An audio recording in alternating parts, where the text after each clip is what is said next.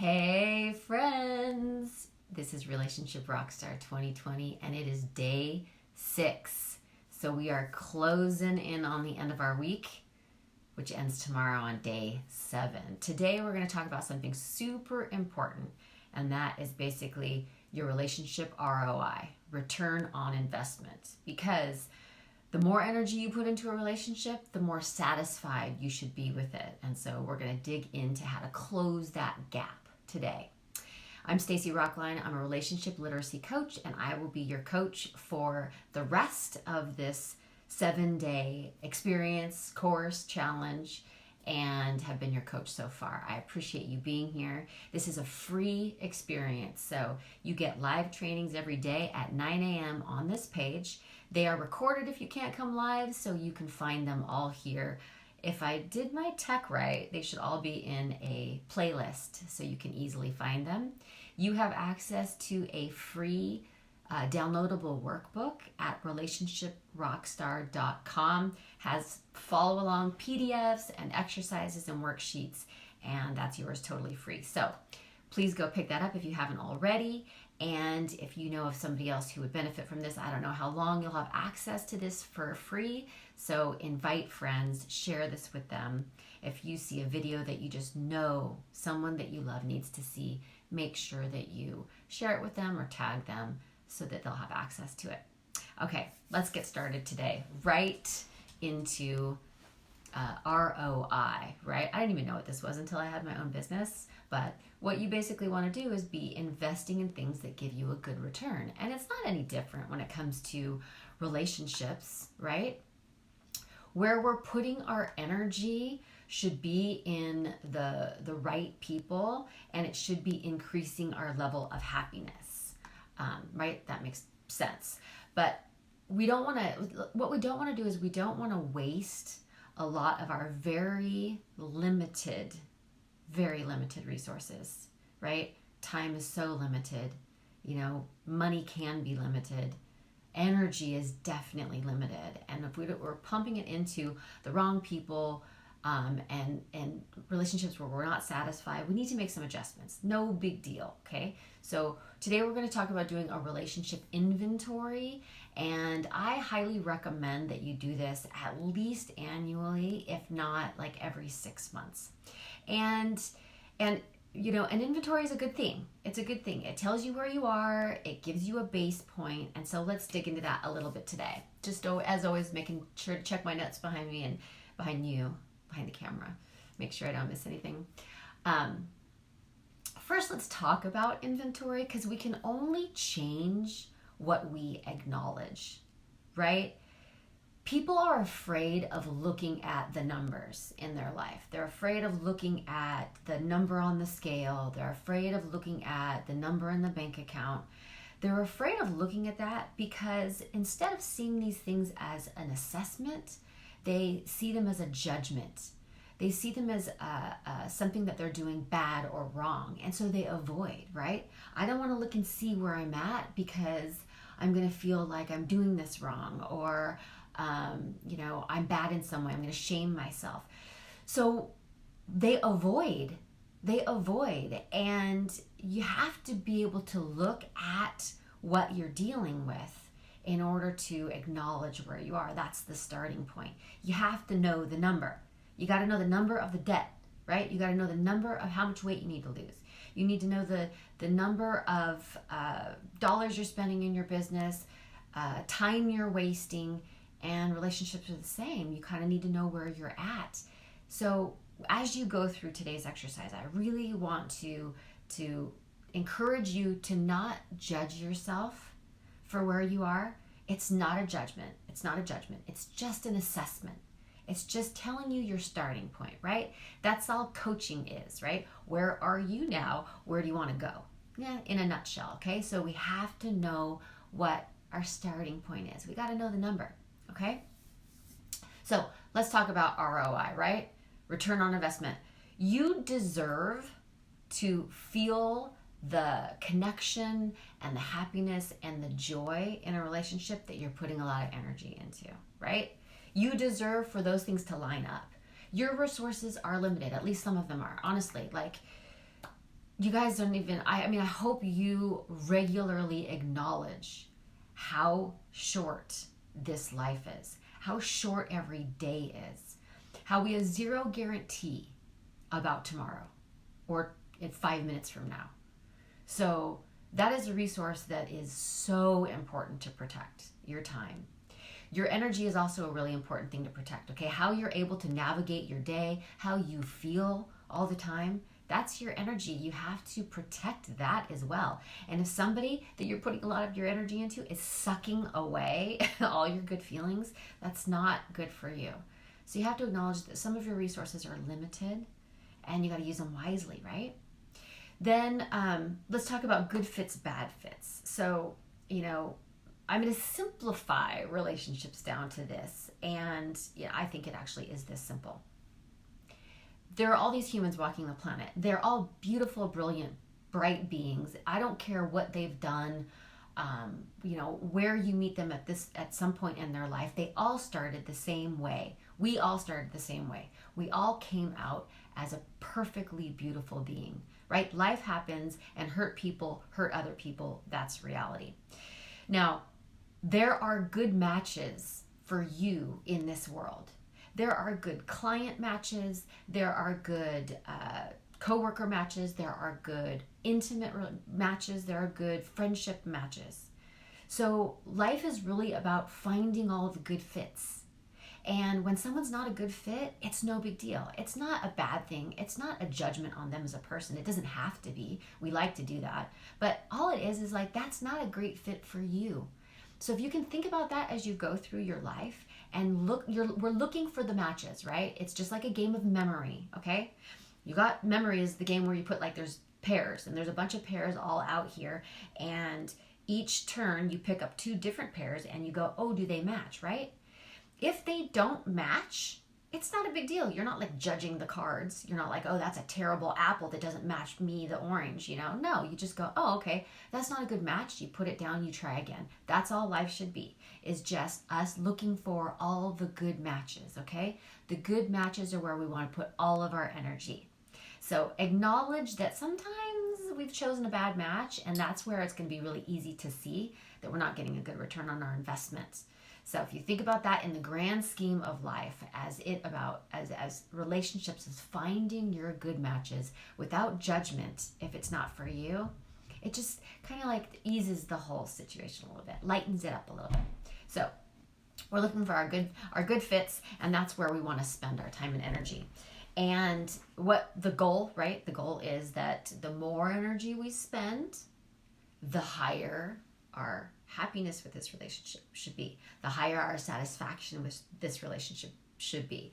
The more energy we put in, the more connected we should be, right? That's the big goal, okay? That's the goal we're going for. So finally, let's talk really quickly about knowing your starting point, okay? Where you are, that is the starting point, okay? That's the awareness. But the actions, the doing, the things over and over, that gets you to the finish line, right? Awareness is important because that's where we know where we're starting. Actions take us to the finish line. We have to do things. That's just how it is in any goal that you have. And if one of your goals is to be really connected to people, like one of mine is, then you've got to take actions to get there. So what you're going to be doing is in the exercise I'm going to introduce today, this relationship inventory.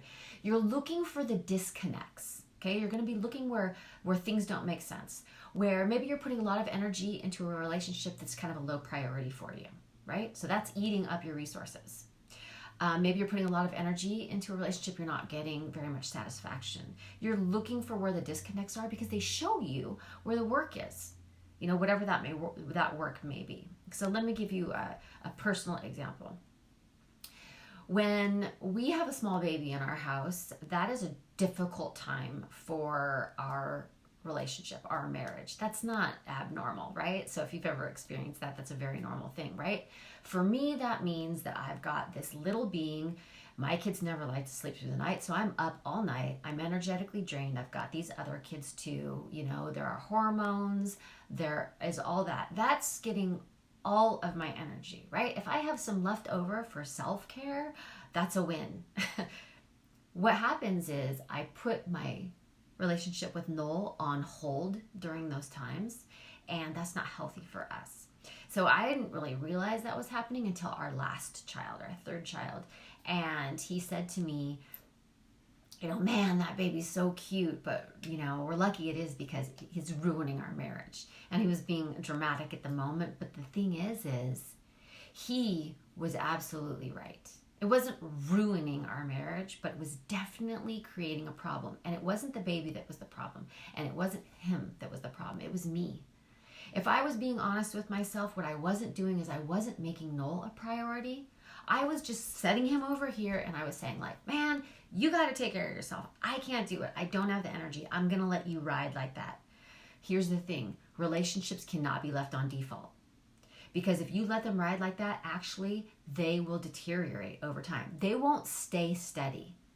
You have to invest in your relationships every single day. And I wasn't investing in ours. I wasn't doing anything.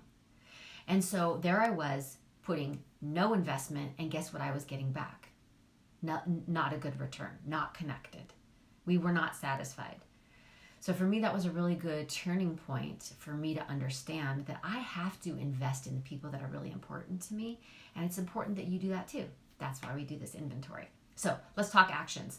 There's micro actions. Remember, we talked earlier in the week about how if you do a small action repeatedly, you're going to get big results, right? That's why we do the appreciation chain. We started on the very first day. You do small actions over time, and they're going to result in big things, okay?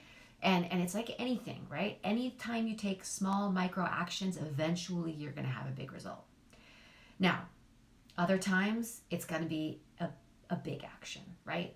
If on your heart right now, you need to have that conversation. You need to put in that boundary. Those are big ones, but they're important. They change the nature of our relationships. So I don't know where you're going to end up with a micro action or a macro action, but remember, it's what you do that gets you to the finish line. Very important. Now, maybe it's what you do and maybe it's what you stop doing. For example, I'm a hand talker, right? So one of the things I'm really trying to do when I'm in a challenging conversation with another person is to put my hands in my pockets because I tend to point. And pointing can seem aggressive, right? That's just something I'm going to try to stop. I'm trying to stop doing so that I can have better connections with the people in my life. Maybe it's just a small thing that you're stopping. And I want you to think about the word you picked this week. You picked some word, right? Mine's share, and I have it posted so I don't forget. What kind of action aligns with your word, right? Remember, that's your compass. That's what you're doing in 2020. What are you doing? Is it communication? Is it intimacy? Is it healing? Is it sharing? What is the micro action that aligns with your word that gives you a compass for where you're headed in your relationships? Okay? Keep that in mind as you do this. Now, let's dive in real quick. In your workbook, you've got 2 pages. This one's kind of like a instruction page, but then this is where you're going to do your work. Okay? I'm just run through these really quickly. In the very first line, you're going to list all your relationships. All the relationships that you are, not just the ones that matter to you, the ones that are taking up your resources. Okay? Write them down. If you've got like a coworker that's taking up a lot of your time and energy and mental space, you got to write that person's name down. It's important that you see that. Then you've got a little series of hearts. There are like 3 little hearts here, okay? I want you to color in how many hearts this person is priority-wise for you. Because I run into people all the time that I'm coaching and in my groups who are putting a lot of energy into a relationship that is a low priority to them, right? They're not really interested in creating something bigger, creating a better connection. However, that person's requiring a lot of them. So it's important that you also know the priority of that relationship. So color in the hearts that correspond with how important this is to you. Because the ones that have 3 hearts are the ones that deserve the most of your investment. Okay, that's really important. Next, you're going to be like rating the satisfaction. On a scale of 1 to 10, how satisfied are you with this relationship? Then you're going to be rating how much energy you're putting in on a scale of 1 to 10. How much of your time, your money, your energy, anything is going into this relationship. Okay, you need to know that. And then you're looking for a disconnect. In number 4, you're going to look at those 2 numbers. You're going to think about the priority of this person, and you're going to ask yourself, do I need to take an action here? You're looking for disconnects, right? You're looking for where you've got a satisfaction and an energy rating that are way off, right? You're looking for where you're putting too much energy into a relationship that's not a high priority for you, or where you're putting way too little energy into somebody who's really important to you, right? Like in the example that I gave. There I was, high priority person, right? Low satisfaction, low amount of investment. Well, right? Huge disconnect. That required me to take action. And then you're going to pick an action. Pick an action to commit to. If you pick something today, I just want you to give me a fist bump in the comments, right? And let me know that you've decided on something, whether it is a micro action that you're going to do or it's a macro action that you're just starting to think about, like, how am I going to do it? Like, how am I going to have that conversation? Getting started makes all the difference.